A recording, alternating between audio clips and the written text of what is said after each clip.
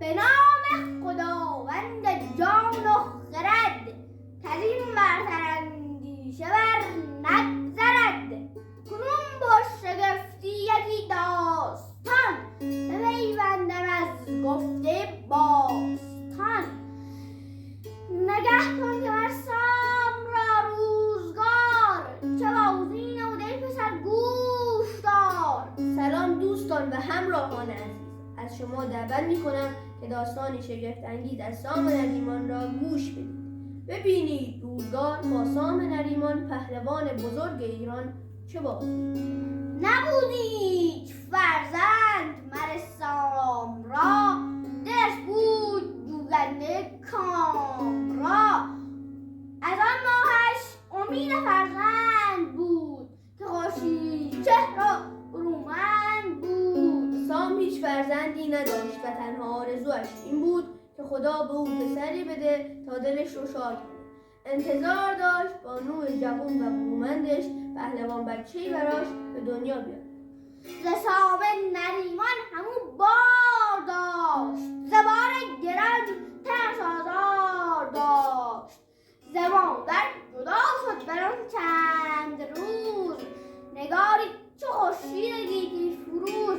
به چهره چونان بود تابان نشین، ولیکن همه موی بود سفید. همسر جوان سام 9 ماه باردار بود و دوران سختی را می‌گذراند. بالاخره بعد از چند روز کودکی شاداب و تندرست به دنیا آمد.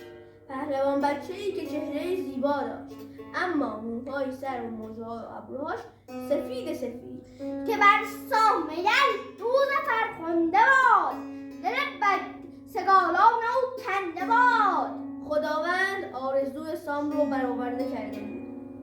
روزگار خوشی برای سام و روزگاران سختی برای دشمنانش بود. تنش نقرسین و رخش چون بهشت، بر او بر نبینند آمزشت. هیچ کس جرأت نمی‌کرد که به سام بگوید از همسر جوانش بچه‌ای پیر به دنیا آمده است. یک هفته آن کودک بیگناه را از سام مخفی کردند. سرانجام دایه شیردل سام در ویرانه پیش سام رفت و گفت: ای پهلوان بزرگ، خداوند آرزویت را برآورده کرده. همسرت پهلوان بچه‌ای به دنیا آورده که دل شیر داره، تنش مانند نقره سفیده، صورتش عین بهشت زیباست، یک اندام زشتم نداره. فقط تنها عیب او اینه که موهای سرش سفیده. فرود آمد از تخت سام سوار، به پرده در آمد سوی آن نوبهار. چو فرزند را دید موی سپید، ببود از جان سر به سر ناامید. سام فریاد زد: چه میگویی؟ سپید مو است و به سمت شبستان کاخش دوید.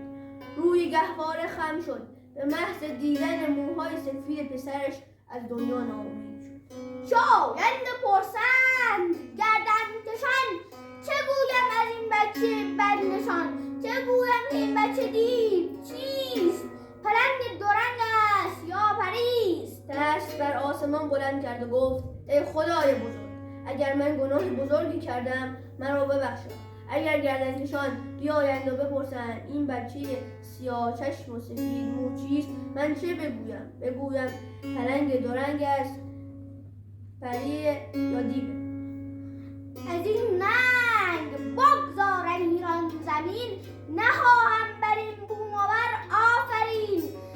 بفرمود پس تاش برداشتن، از این بوم بر این بوم و بر دور بگذاشتن. بدخواهان به من میخندند و من از این ننگ باید از ایران زمین بروم. سام با خشم دستور داد که این بچه را از این سرزمین دور کنند. سواران آن کودک بیگناه را برداشتند و شب و روز تاختند تا بر مسکو رسیدند. ممنون ما رو تماشا کردید.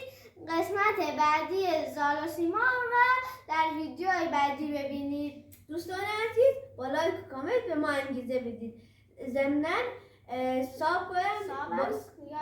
یادتون نره